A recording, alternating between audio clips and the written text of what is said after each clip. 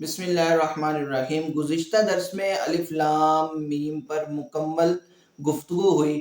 آج ہم سورہ بقرہ کی دوسری آیت کی تفسیر کرتے ہیں۔ اللہ رب العزت نے ارشاد فرمایا ذالک الکتاب لا ریب فیہ۔ ذالکہ اس میں اشارہ ہے اور یہ عربی گرامر کے حساب سے دور کے لیے استعمال ہوتا ہے، جیسے ہم اردو میں وہ کا لفظ استعمال کرتے ہیں دور کے لیے کہ وہ چیز، تو ذالکہ بھی وہ کے معنی کے لیے آتا ہے اور قریب کے معنی کے لیے ہاذا آتا ہے۔ تو ذالک الکتاب اس کا ترجمہ اگر گرامر کے لحاظ سے دیکھیں تو یہ بنے گا وہ کتاب۔ اب یہاں پر یہ سوال ہوتا ہے کہ کس کتاب کی بات ہو رہی ہے؟ تو اس میں تین چیزیں ہیں۔ نمبر ایک یہ ہے کہ ذالکہ کا مخاطب کون ہے؟ اگر تو ذالکہ کا مخاطب یہود و نصارہ ہیں تو پھر اس کا ترجمہ یوں بنے گا کہ اے یہود و نصارہ، یہ وہ کتاب ہے جس کا وعدہ تورات اور انجیل میں پہلے تمہارے ساتھ ہو چکا، اور تمہارے نبیوں نے تمہیں اس کی بشارت دی تھی کہ آخر الزمان نبی آئے گا اور وہ ایک ایسی کتاب لائے گا جو کہ ہماری کتابوں کی تصدیق کرے گی۔ تو اس ذالکہ کا مشارن الیہ وہ کتاب بنے گی کہ جن کا ذکر تورات اور انجیل میں ہوا۔ دوسرا یہ ہے کہ اگر ذالکہ کے مخاطب وہ مسلمان ہوں تو اس کا معنی یہ بنے گا کہ یہ وہ کتاب ہے کہ جو لوح محفوظ میں ہے، یعنی اس میں کوئی شک نہیں کہ یہ کوئی اور کتاب ہے، بلکہ وہی کتاب جو لوح محفوظ میں ہے وہ تمہارے پاس آ چکی ہے، اس میں کوئی شک نہیں ہے۔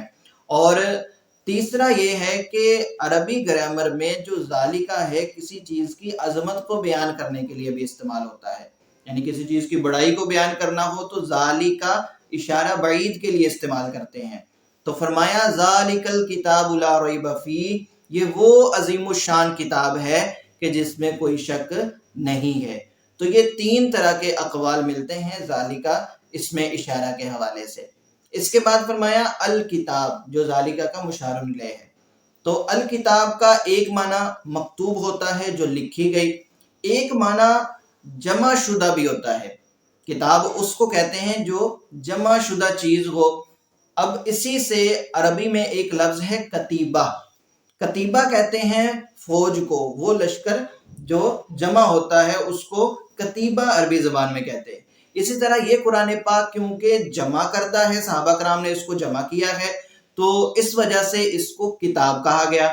یا دوسرا معنی یہ کہ اللہ تعالیٰ نے تمام علوم اس میں رکھ دیے، فرمایا تفصیل الکتاب، اور ایک آیت میں فرمایا کہ ولا رطب ولا یابس الا فی کتاب مبین، کہ ہر خشک و تر کا ذکر اس قرآن پاک میں موجود ہے۔ تو اب اگر کوئی کہے کہ حضور نبی پاک صلی اللہ علیہ وآلہ وسلم کو ہر خشک و تر کا علم نہیں ہے، تو دو چیزوں میں سے ایک کا وہ منکر ہے، یا تو وہ اس بات کو نہیں مانتا کہ قرآن میں ہر خشک و تر کا ذکر ہے، اور یہ کہنا تو خود کفر ہے کیونکہ یہ قرآن کی آیت کا انکار ہے، یا پھر وہ یہ کہتا ہے کہ قرآن میں تو ہر خشک و تر کا ذکر ہے لیکن حضور نبی پاک صلی اللہ علیہ وآلہ وسلم قرآن پاک کے عالم نہیں ہے، اور یہ بھی آیت کا انکار ہے۔ اللہ رب العزت ارشاد فرماتا ہے الرحمن علم القرآن، وہ رحمان کہ جس نے قرآن سکھایا۔ جب اللہ خود فرما رہا ہے کہ میں نے اپنے حبیب کو قرآن سکھایا ہے، لہٰذا نبی پاک صلی اللہ علیہ وآلہ وسلم قرآن کے عالم ہیں۔ جب آپ قرآن کے عالم ہیں اور قرآن میں ہر خشک و تر کا ذکر ہے تو اس سے پتہ یہ چلتا ہے کہ پیارے آقا صلی اللہ علیہ وآلہ وسلم ہر خشک و تر کا علم رکھنے والے ہیں۔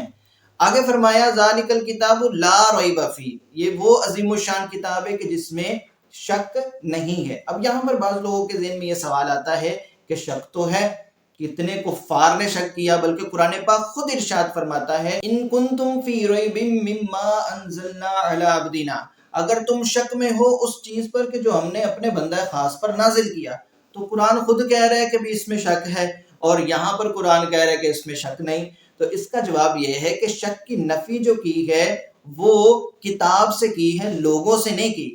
یہ نہیں فرمایا کہ اس میں لوگ شک نہیں کریں گے، فرمایا کہ اس میں شک نہیں ہے۔ یعنی اگر کوئی تعصب کی اینک اتار کے اپنے آباء و اجداد کی پیروی چھوڑ کے نظر انصاف سے اس پر غور و فکر کرے گا تو وہ سمجھ جائے گا کہ یہ اللہ تعالیٰ کا کلام ہے اور اس میں کوئی شک نہیں ہے، لیکن جو تعصب کی بنا پر قرآن پاک کو پڑھے گا تو اس کو تو اس میں شک ہی نظر آئے گا۔ آگے فرمایا ھدی للمتقین، کہ یہ وہ عظیم الشان کتاب ہے جس میں کوئی شک نہیں، اور یہ ہدایت ہے متقین کے لیے۔ اب یہاں پر بھی ایک سوال ہوتا ہے کہ یہ کتاب مجید صرف متقین کے لیے نازل ہوئی ہے، جو اولیاء ہیں، جو صالحین ہیں، جو نیک لوگ ہیں، ان کے لیے ہدایت ہے، جو گناہ گار ہیں یا اللہ تعالیٰ کے نافرمان ہیں ان کے لیے تو یہ کتاب مجید ہدایت بن کر نہیں آئی۔ خود قرآن فرما رہا ہے کہ ہدی للمتقین، یہ متقین کے لیے ہدایت ہے۔ تو یہ سمجھ لیجئے کہ تقوی کے 3 درجے ہوتے ہیں۔ پہلا درجہ ہوتا ہے عوام کا تقوی، وہ یہ ہے کہ دائمی عذاب سے بچنا، تو قرآن ان کو بھی ہدایت دیتا ہے اسلام اور ایمان کی۔ دوسرا درجہ ہوتا ہے خاص لوگوں کا تقوی، وہ کیا ہے؟ ہر طرح کے گناہ سے بچنا، تو قرآن ان کو بھی ہدایت دیتا ہے ایقان و احسان کی۔ اور تیسرا درجہ ہے اخص لوگوں کا تقوی، قرآن ان کو بھی ہدایت دیتا ہے حجابات کے اٹھ جانے اور جمال یار کا مشاہدہ کرنے کی۔ لہٰذا تقوی کے 3 درجے ہیں اور ہر درجے کے لیے قرآن پاک ہدایت بن کے آیا۔ اب یہاں پر ایک سوال یہ ہوتا ہے کہ آخر تقوی ضروری کیوں ہے؟ تو اس بات کو جان لیجئے کہ اللہ رب العزت نے قرآن پاک میں ارشاد فرمایا ان اکرمکم عند اللہ اتقاکم، کہ تم میں سے اللہ کے ہاں معزز اور بزرگی والا وہ ہے کہ جو زیادہ تقوی والا ہے۔ اگر تم چاہتے ہو کہ اللہ کے ہاں تمہاری عزت ہو تو تقوی اختیار کرنا پڑے گا۔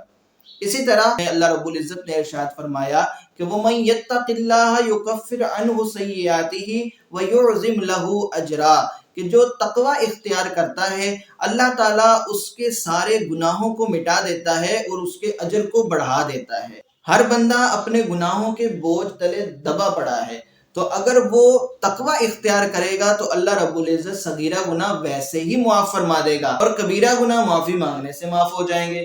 لہٰذا اگر تقوی اختیار کرے گا تو اس کو یہ فائدہ ہوگا کہ وہ جو گناہوں کا بوجھ ہے وہ ذرا ہلکا ہو جائے گا، اور دوسرا یہ فائدہ ہے کہ اللہ رب العزت نے ارشاد فرمایا وَيُعْظِمْ لَهُ أَجْرًا، اس کا اجر بھی بڑھ جائے گا۔ اس کے بعد ایک اور آیت ہے، اللہ رب العزت نے ارشاد فرمایا وَمَن يَتَّقِ اللَّهَ يَجْعَل لَّهُ مَخْرَجًا وَيَرْزُقْهُ مِنْ حَيْثُ لَا يَحْتَسِبُ، کہ جو اللہ سے ڈرے اللہ تعالیٰ اس کی ساری رکاوٹوں کو دور کر دیتا ہے اور اس کو وہاں سے رزق عطا فرماتا ہے کہ جہاں سے اس کا وہم و گمان بھی نہیں ہوتا۔ لہٰذا تقوی اختیار کرنا اس لیے ضروری ہے تاکہ بندہ تمام رکاوٹوں سے بچ جائے اور اس کے رزق میں بھی برکت ہو جائے، رزق میں بھی اضافہ ہو جائے۔ حضور نبی پاک صلی اللہ علیہ وآلہ وسلم نے ارشاد فرمایا اگر تم چاہتے ہو کہ لوگوں میں تمہاری عزت ہو تو پھر تقوی اختیار کرو۔ حضرت علی شیر خدا کرم اللہ تعالی وجہہ الکریم نے ارشاد فرمایا کہ متقی وہ ہے کہ جو گناہ پر ڈٹ نہ جائے، گناہ ہو تو فوراً توبہ کر لے، اور دوسری نشانی بیان فرمائی کہ متقی وہ ہے کہ جو اپنی عبادات پر غرور نہ کرے۔ اور حضرت بایزید بستامی رحمت اللہ تعالی علیہ نے ارشاد فرمایا کہ متقی وہ ہوتا ہے کہ جب بات کرے تو اللہ تعالیٰ کے لیے بولے، اور جب کوئی کام کرے تو وہ بھی اللہ تعالیٰ کے لیے کرے، اس کا ہر قول اللہ کے لیے ہوتا ہے، ہر فعل بھی اللہ تعالیٰ کے لیے ہوتا ہے۔ حضور نبی پاک صلی اللہ علیہ وآلہ وسلم نے ارشاد فرمایا کہ دنیا کے لیے اتنا عمل کرو جتنا تم نے اس دنیا میں رہنا ہے، اور آخرت کے لیے اتنا عمل کرو جتنا تم نے آخرت میں رہنا ہے۔ اور یہ ظاہر بات ہے کہ دنیا میں ہم نے اپنی مختصر سی زندگی پوری کرنی ہے اور آخرت میں تو ہم نے ہمیشہ رہنا ہے، لہٰذا ہمیں چاہیے کہ دنیا کے لیے ہم کم عمل کریں اور آخرت کے لیے ہمارا عمل زیادہ ہونا چاہیے۔ اسی طرح فرمایا کہ اللہ کے لیے عمل کرو جتنی تمہیں اللہ سے حاجت ہے۔ تو بتائیں کون سا لمحہ ہے کہ جب ہمیں اللہ کی حاجت نہیں ہوتی؟ لہٰذا ہر وقت ہر لمحہ ہمیں اللہ کی حاجت ہے، تو ہر لمحہ بھی ہمیں اللہ کے لیے عمل کرنا چاہیے۔ اور آخر میں ارشاد فرمایا کہ جہنم کے لیے اتنا عمل کرو جتنا تم صبر کر سکتے ہو، اور یہ بات ہر کوئی جانتا ہے کہ جہنم کے کسی بھی عذاب پر کوئی صبر نہیں کر سکتا، اگرچہ ہلکا سا بھی ہو تو ہمارے اندر اتنی طاقت نہیں کہ ہم اس پر صبر کر سکیں۔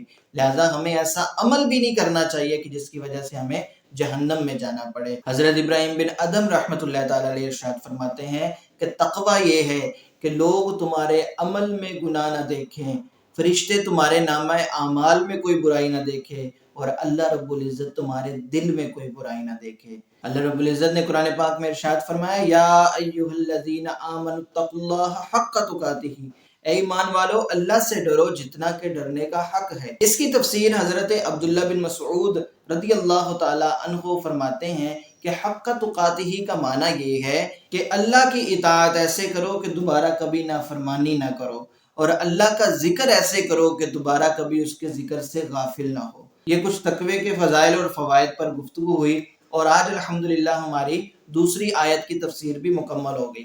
انشاءاللہ اگلی آیت کی تفسیر کے ساتھ اگلے درس میں حاضر ہوں گے۔ دعا ہے کہ اللہ رب العزت ہمیں قرآن پاک سمجھنے عمل کرنے کی توفیق عطا فرمائے۔ آمین بجاہ النبی الامین صلی اللہ تعالی علیہ وآلہ وسلم۔